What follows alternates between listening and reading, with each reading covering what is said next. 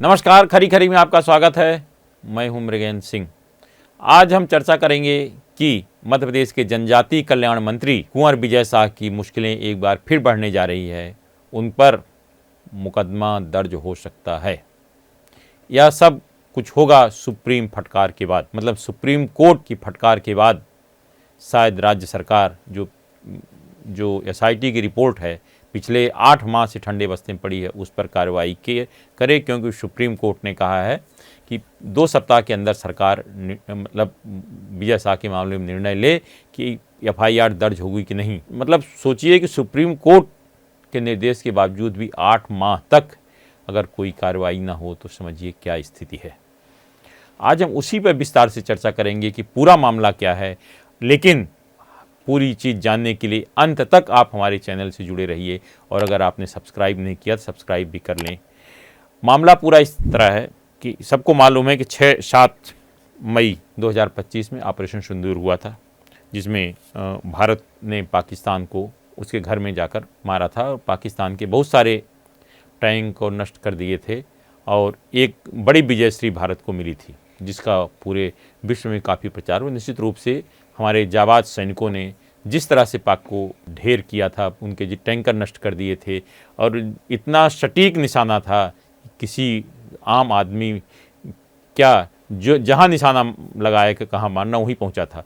उसके बाद काफ़ी देश में खुशियाँ मनाई गई थी, काफ़ी कार्यक्रम भी हुए थे, विशेषकर हमारे सैनिकों के सम्मान में।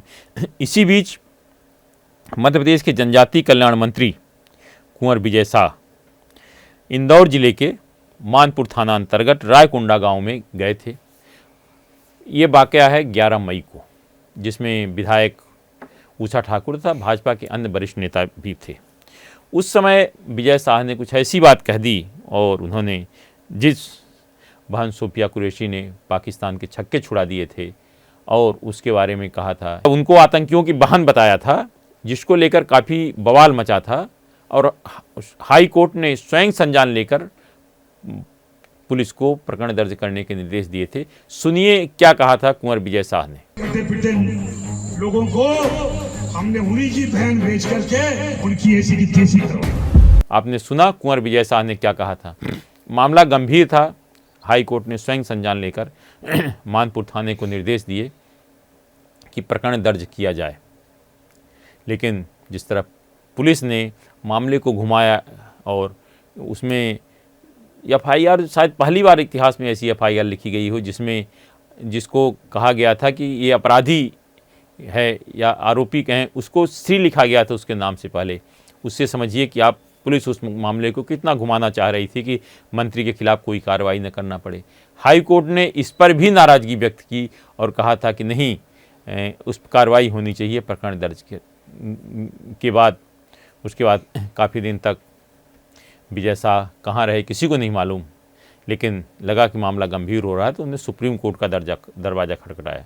सुप्रीम कोर्ट ने 19 मई 2025 को इस मामले में स्टे दे दिया, मतलब जो एफआईआर थी या कार्रवाई थी उनके एफआईआर पर रोक लगा दी और कहा कि तब तक मंत्री के खिलाफ कोई कार्रवाई न की जाए। साथ ही एसआईटी गठित करने के निर्देश दिए और एसआईटी जो गठित करने के निर्देश थे उसमें यह भी कहा गया था कि जिन भी आईपीएस अधिकारियों को रखा जाए उसमें मध्य प्रदेश का कोई मूल निवासी ना हो और कम से कम एक महिला अधिकारी जरूर होना चाहिए।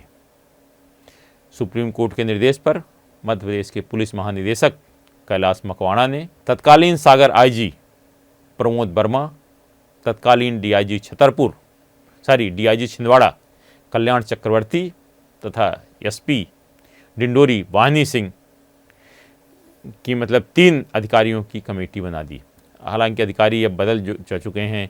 प्रमोद वर्मा एडीजी जबलपुर जोन हो गए हैं, कल्याण चक्रवर्ती पुलिस मुख्यालय में आ गए हैं। हाँ, वाहिनी सिंह जरूर अभी तक यथावत एसपी डिंडोरी हैं। इन लोगों ने लगभग जांच के बाद 2 महीने 2.5 महीने अपनी रिपोर्ट दे दी। और रिपोर्ट क्या थी? रिपोर्ट में कुछ जांच करने की बात तो थी नहीं। बात भी यह सिद्ध थी जो कि विजय शाह क्या बोल रहे हैं, उसमें कोई ऐसी चीज़ नहीं थी कोई बड़ी जांच करनी है। उसमें सिर्फ ये था कि वास्तव में घटनाक्रम हुआ कि नहीं हुआ, विजय शाह थे कि नहीं।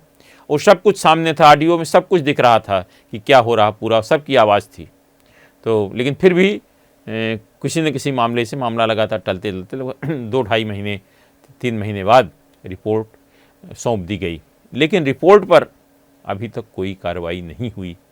अब सोचिए 19 मई से आज 19 जनवरी, पूरे 8 महीने, वह भी सुप्रीम निर्देश के बाद, मतलब सुप्रीम कोर्ट से बड़ी कोई न्यायपालिका नहीं है, उसके निर्देश का अगर इस तरह से क्रियान्वयन हो रहा है तो सोचिए क्या होगा, आम जनता को कैसे राहत मिलेगी। हाँ, अगर आप शक्तिशाली हैं, बलशाली हैं, प्रभावशाली हैं तो सुप्रीम कोर्ट ने कोई भी आदेश देता रहे, आपके खिलाफ कोई कार्रवाई नहीं होगी। आज सुप्रीम कोर्ट में एक जो बेंच थी, मतलब उस पर चीफ जस्टिस न्यायमूर्ति सूर्यकांत, जस्टिस दीपांकर दत्ता और जस्टिस जय माल्या की बेंच ने इस पर कड़ी फटकार लगाते हुए कहा कि एसआईटी की रिपोर्ट पर अभी तक कार्रवाई क्यों नहीं की।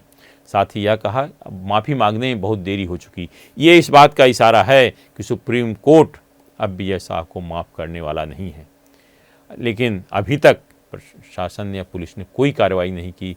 और अब सुप्रीम कोर्ट ने कहा है कि 15 दिन के अंदर बताएं कि आपने एसआईटी की रिपोर्ट पर प्रकरण दर्ज कर रहे हैं या नहीं। सुप्रीम फटकार के बाद एक बार फिर हलचल तेज हो गई और प्रशासनिक और पुलिस क्षेत्रों में हड़कंप मच गया कि आखिर इसमें क्या किया जाए। क्योंकि देखिए, एफआईआर लिखी थी, एफआईआर सबके थी जिस पर सुप्रीम रोक लगी थी। अब उसके बाद जो चीज़ें हैं वो सामने हैं, ऑडियो में बोल रहे हैं कि सोफिया कुरैशी के बारे में जो कहा वो ऑडियो में है। सिर्फ ये उसमें टेस्ट होना था कि वॉइस टेस्ट विजय शाह का है कि नहीं, वो भी सब कुछ हो चुका है, लेकिन फिर भी एफआईआर दर्ज नहीं हुई। आखिर कार्रवाई क्यों नहीं की गई, इस पर आज सुप्रीम कोर्ट ने सख्त लहजे में फटकार लगाई है। अब देखना यह है कि सुप्रीम फटकार के बाद कोई कार्रवाई होती है कि नहीं, लेकिन जिस तरह से सुप्रीम कोर्ट के निर्देशों को सरकार तवज्जो नहीं दे रही, उससे लगता है कि मामला काफ़ी गंभीर हो सकता है। अब देखिए, जब 14 मई को प्रकरण दर्ज हुआ था तब भी हाई कोर्ट ने आनंद फानंद में किया था। अब जब हाई कोर्ट के बाद सुप्रीम कोर्ट से स्टे मिल गया, इसके बावजूद भी एसआईटी गठित रिपोर्ट के बाद कार्रवाई न होना निश्चित रूप से गंभीर है। लेकिन जिस तरह से आज देश के मुख्य न्यायाधीश की बेंच ने फटकार लगाई है, उससे ऐसा लगता है कि मध्य प्रदेश के जनजातीय मंत्री विजय शाह की मुश्किलें अब बढ़ने वाली है। अब जो भी करना है, मुझे लगता है कि प्रकरण तो दर्ज करना ही होगा, अब आगे चाहे जो भी हो, क्योंकि जो बातें हैं वो साफ है, उसमें कहीं कोई लाग लपेट की बात नहीं है। अगर विजय शाह पर प्रकरण दर्ज होता है तो निश्चित रूप से उनको मंत्रिमंडल से इस्तीफा भी देना पड़ सकता है।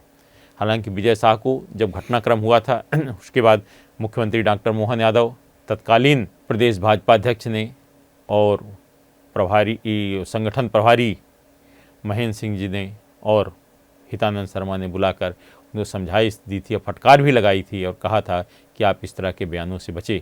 लेकिन अभी तक वो अपनी हरकतों से बाज नहीं आ रहे, कुछ न कुछ बयान बीच बीच में देते रहते हैं, जिससे पार्टी की मुश्किलें बढ़ सकती है। लेकिन पार्टी न जाने क्यों उन पर कोई भी कार्रवाई करने में झिझक रही है, डर रही। जो भी मामला हो, ये तो खैर पॉलिटिकल मामला है, लेकिन अब सुप्रीम फटकार के बाद शायद अब ऐसा नहीं होगा और विजय शाह की मुश्किलें बढ़ने वाली हैं। आज सिर्फ इतना ही। इस तरह से खबरों को देखने के लिए हमारे चैनल पब्लिक वाणी से आप जुड़े रहिए। आपके पास भी अगर कोई खबर है तो हमें ज़रूर बताएं, क्योंकि हमारा नाम है पब्लिक वाणी। हम आपकी खबर सरकार तक पहुंचाएंगे।